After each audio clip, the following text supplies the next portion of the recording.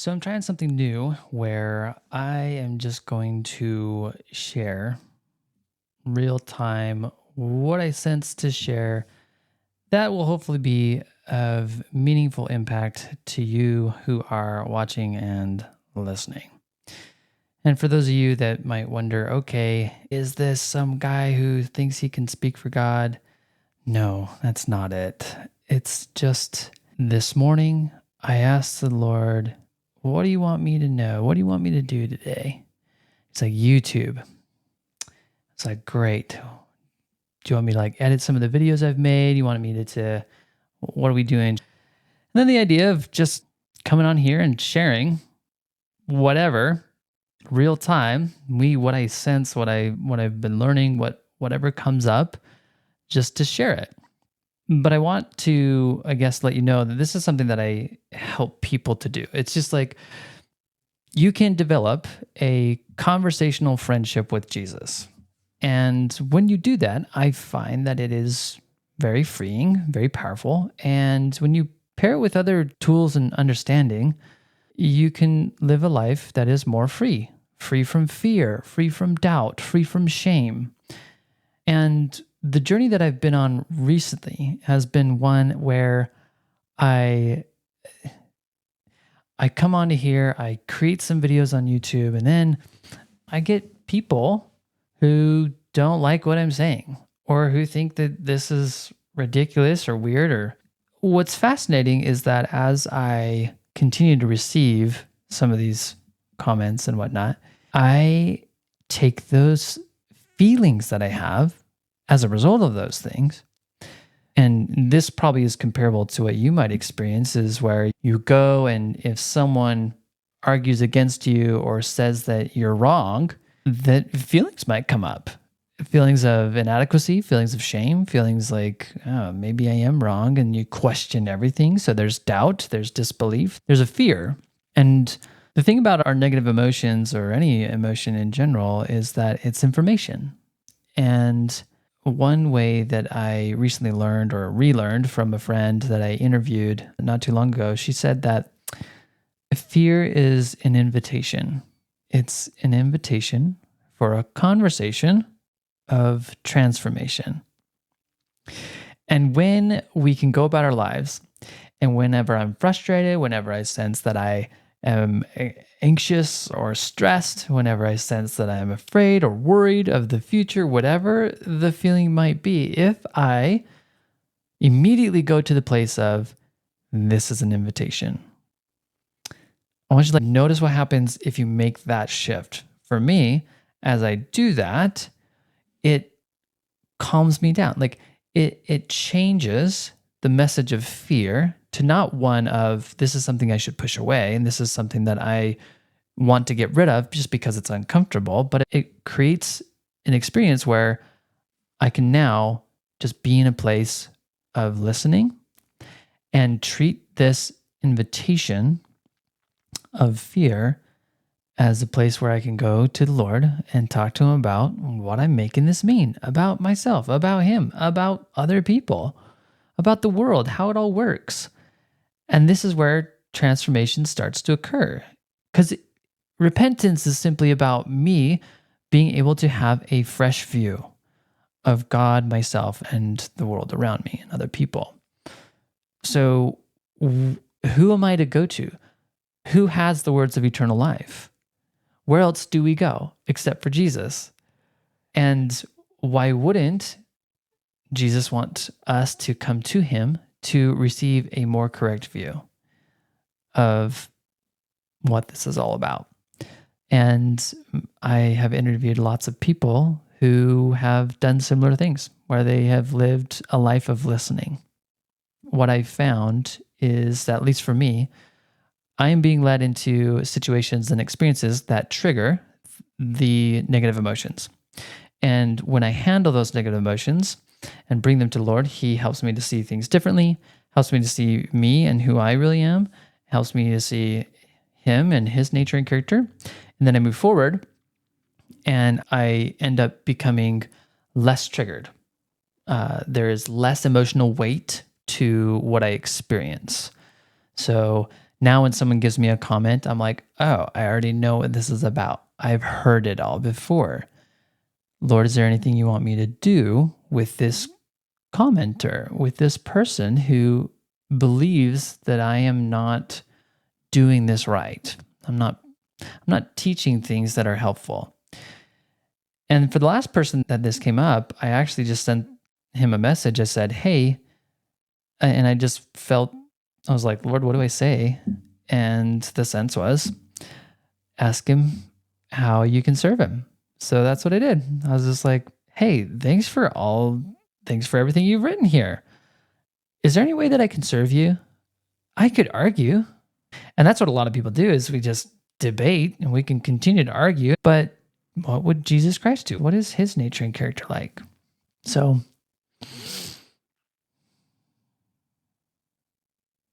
I'm asking the Lord even now, what do I share? Is there anything to share? What do you want me to know? Nothing really comes to mind.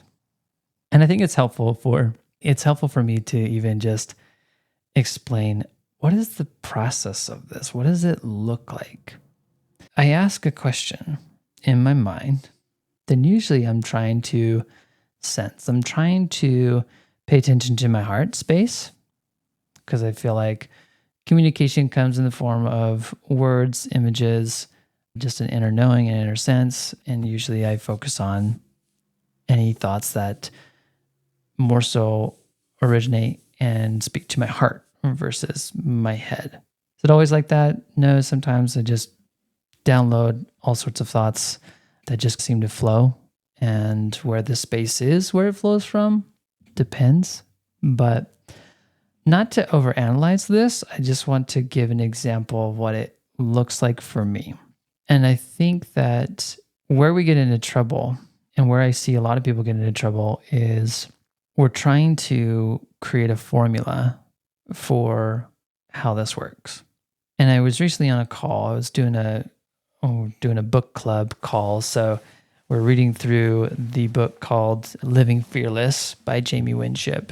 And I can't remember like what the question was, but someone was just like, what's the process of being able to hear God like that? What's the process of being able to go through your identity? What's the process? And I asked her, I said, hey, I want you to pay attention to where that question's coming from. It's like, why are we so apt to want to make sure I know? It's kind of like in college where the students ask the professor what's going to be on the test. Just let me know what's on the test. We're so caught up in trying to make sure we get all the right answers so that we don't fail, so that we don't mess up. And Jesus is not about making sure that we get all the right answers. He's not the professor that says, all right, class, these are all the things that we're going to cover. This is what you're going to be tested on. If you understand these concepts, then you will pass. That's not how the Lord ever worked with his disciples. He's just like, I want you to come follow me, observe what I do, learn from it, and then I'm just going to send you out without any instruction besides go and teach what I've taught. Go and listen to the Lord in what you should say and what you should do, and he will help you. He'll also even provide for you. Go try that. That's a very explorative, mysterious kind of professor. And if any of you are like me and you went through the normal schooling process, that's not what you experienced. There was no, hey, class, we don't have a curriculum today, so we're going to see what happens. Let's go out and see what happens. I've never attended a class like that, and I don't know of one that does exist. So we then, because we're not going to get this through our family life, through an organization, or even with school, then where are we going to get it? It just becomes upon us to just live a life of adventure, to live a life where we try this out, where we wake up and we say, okay, Lord, what am I doing? Where am I going? Now, that doesn't mean we don't make plans for a day or don't counsel with the Lord in making plans. But what I've found is that when I let go of the routine and the structure of my day, and I at least offer some space in which to listen and to ponder where I'm cultivating some measure of stillness for contemplation and reflection, that allows me to sense things. It allows me to see where the Lord is leading and where He's inviting me to go.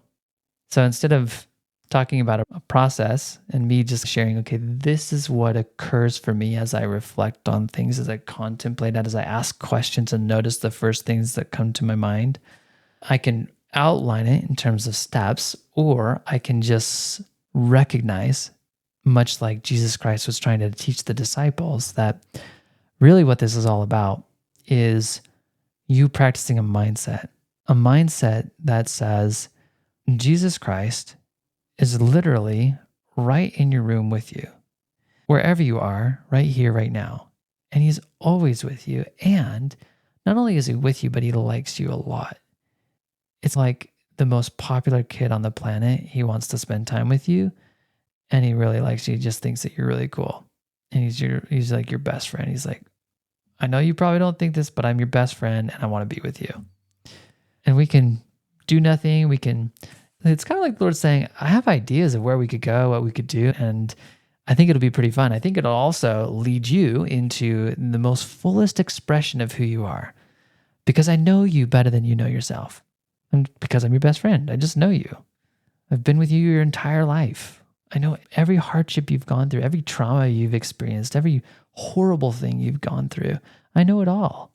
And I understand it all. I have perfect empathy for it, because it's as if I literally experienced that same thing with you, the same feelings, the same hardship, the same betrayals, the same whatever it is, I've experienced it all.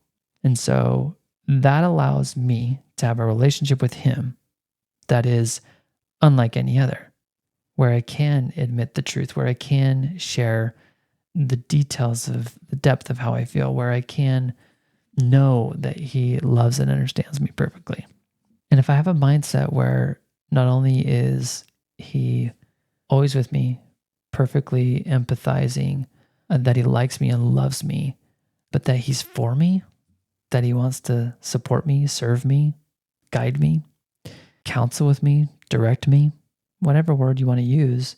If I believe that, if I believe that He cares enough that He's willing to give insight and wisdom, understanding, further light, knowledge to be able to direct my life, go about it, then my life just becomes one great relationship.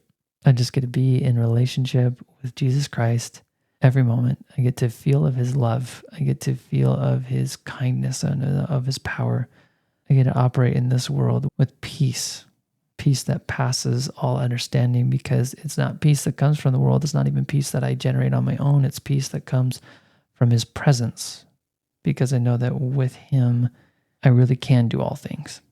I can show up on a video. I can turn on the camera and not know what to say, and I can just be free to express my experience without fear of judgment, that I can just create something and then put it out in the world and it benefit the life of another human. That in my own unique way, with my own experiences, that because of all those experiences, that I'm going to describe something in a different way that's going to bless you, that's going to be different than someone else, that will maybe provide further light, further clarity, further knowledge that you didn't have before. And if we're willing to open our eyes to that truth and willing to take all of our life's experiences to Him, then He can transform the lies into truth. He can change us from the inside out. He can replace the old with the new, and we can be renewed and refreshed and live a life of freedom. So that's really all that I wanted to share. I'll stop it there. And I'll just invite you to check out the Receive Academy. I'll put a link in the description. But this kind of lifestyle is not going to come naturally, because you have learned a way of living for the past who knows how many years you've lived. And until you start transitioning and practicing, much like any other skill, it's still going to be difficult. And so this is why I have a free daily call where we practice receiving, we practice listening, and we have a community where you can just gather together with like-minded people. So if you're watching this, there are other people who want to live this kind of lifestyle of listening like Jesus did, and that you can come and join this community and be blessed by it. And just be blessed by interaction with other people who are just simply trying to do the same thing and learning from all the experiences. All that matters is that there are free resources available, and that if you come and if you start practicing, your life will start changing. There will be transformation. And if that's what you want, then I just invite you to check it out. All right. Have a good one. We'll talk to you later.